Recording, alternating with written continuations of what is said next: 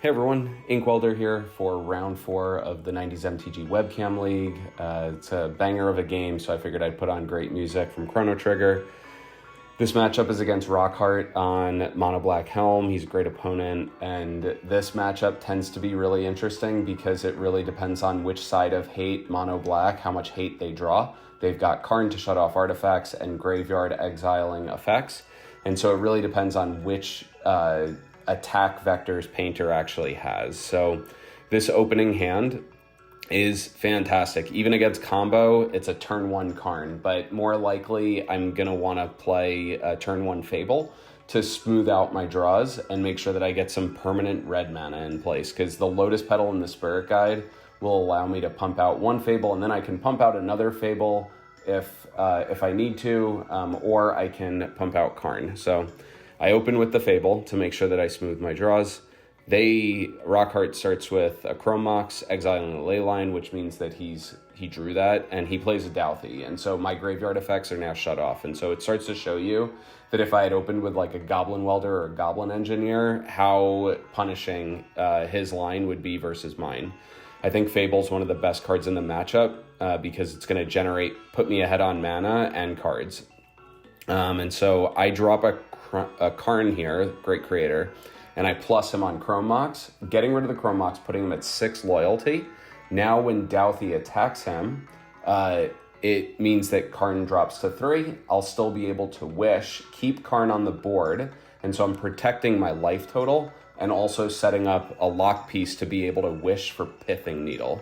Pithing Needle turning off Helm of Obedience will mean that even I have no way to protect Karn against a shadow creature. If I drew Lightning Bolt or Fury, that would help, right? But this ensures that I can maintain that protection.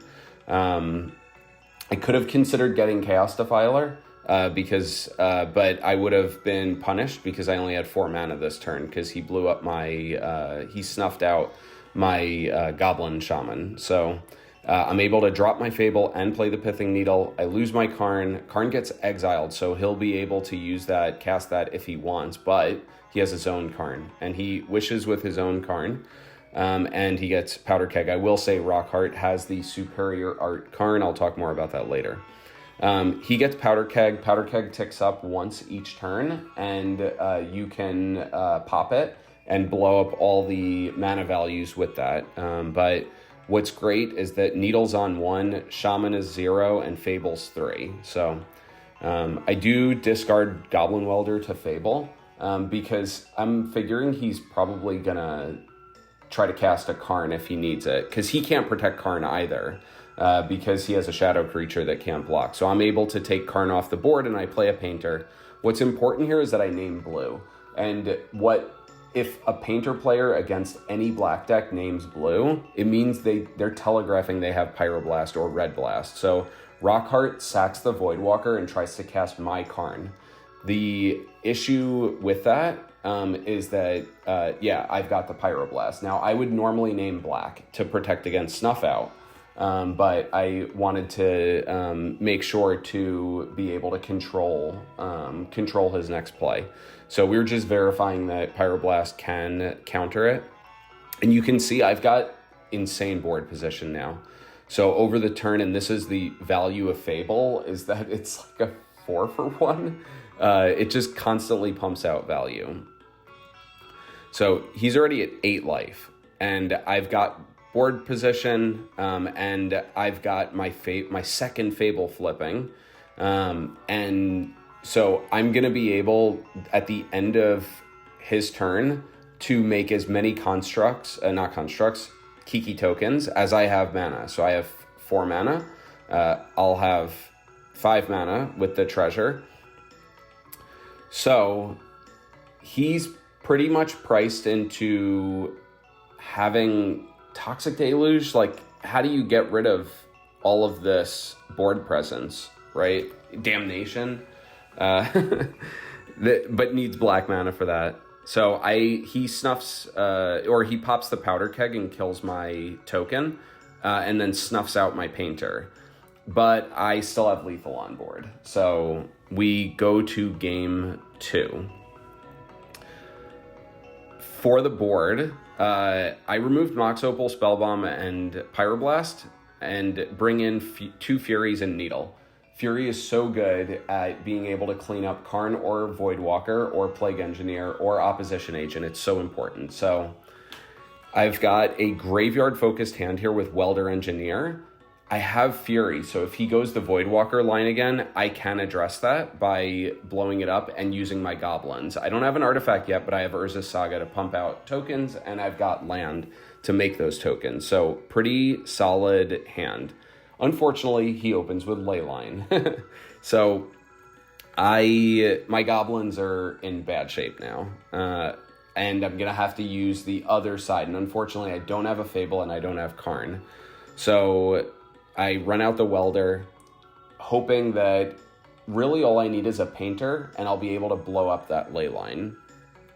But he plays Plague Engineer, naming Goblin, and this is just more hate. It's so much hate, and this hate lines up perfectly with my hand.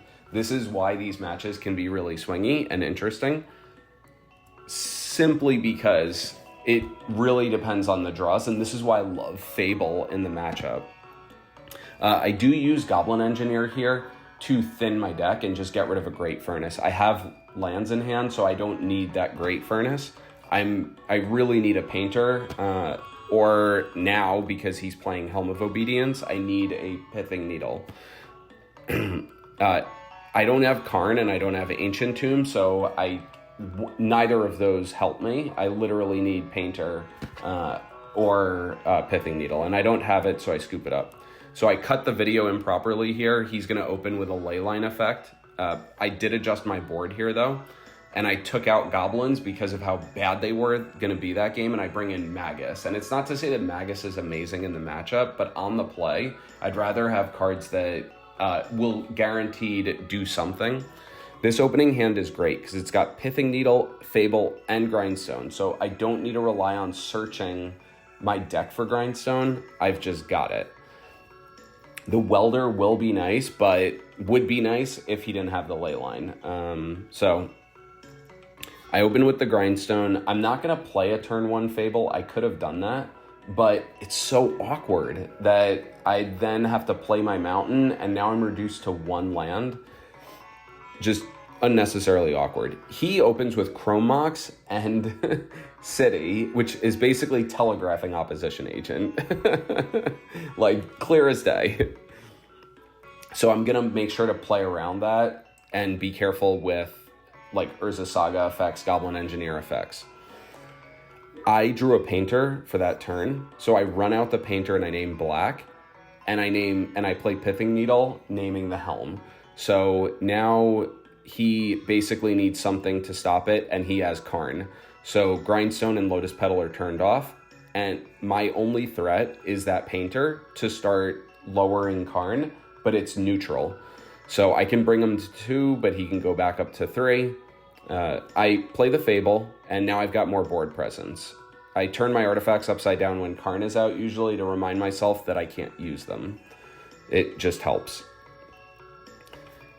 He has 3 mana here with his Karn, and is basically trying to figure out what to do, and he decides to Wish and kill Karn, which is great for me. He plays a Pithing Needle, though.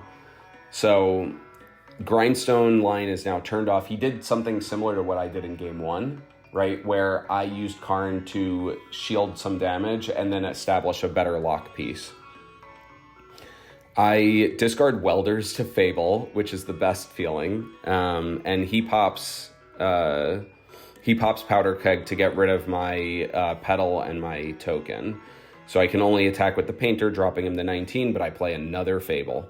The Fables just keep coming, and they really help to grow the board position. So even though he's locking out my combo and he's locking out my graveyard, Fable allows me to operate on that sort of middle tier, not middle tier, the just like beatdown plan, right? So he has another Karn that he casts now, and is deciding what to do with it. He decides to down tick. So what's interesting here is that I've turned out Snuff Out if he still has any in his deck. Another line for him could be to plus on my Needle. If he already used Powder Keg. So he needs to find something to get rid of that Needle to go the Helm route to win, or he needs to find a Voidwalker. So I'm just taxing him. He gets Stone Brain, which can remove more of my pieces. I have the board position, though, to just kill Karn. So I'm going to turn back on my artifacts, but that doesn't really matter because Grindstone's still turned off. What's nice is I'll be able to start copying Kiki's if he lets the other one flip. So Karn down. It did insulate his life total, right? This is turn 3 or 4, and he's still at 19 and I'm at 20. So it's very much a counter each other type situation. He plays Stonebrain and activates it and removes my Painter Servants. Worth calling out that one of the things I love about having Karn in the deck, and I've just been so impressed with Karn recently, I can get the Painter back from exile with Karn. A lot of players forget that, and they hit your Painter and they exile it and surgical it, and you just go get it back. So it's really, really convenient in that respect. Karn is definitely staying in my deck. I was evaluating it for a while, but after going 3-0-1 last night at my local Legacy and watching Karn take over more than half of the games that I played and allow me to just pummel these control decks by wishing for Pithing Needle or Chaos Defiler or Mycosynth Lattice, it was fantastic. So I'm going to get the old border like Rockhart has, because I love old border cards. I just have such a strong board position now. He's really looking for a way out of the Needle.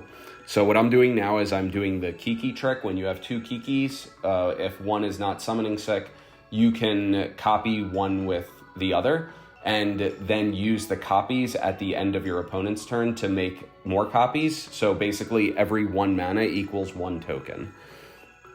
So I'm able to swing here, even though he flashes in an opposition agent that I knew he had. I still deal 12 damage with all these tokens, and while my copies are going to go away at the end of the turn, his life is low enough that I still have lethal. So I hope you all enjoy the video. You can see if it's a fast, if he negates my deck, then he's probably going to win, but he needs his combo. And if I stop his combo, I'm in pretty good shape. So I hope you all enjoyed the video. I want to thank Chris for running these leagues. They're really fun. It's great to meet people and good players. And yeah, if you have any questions about Painter or anything, or about my dog, you can feel free to comment and ask. I hope you all are enjoying these uploads. Anyway, thanks. Hope everyone has a good weekend. Take care.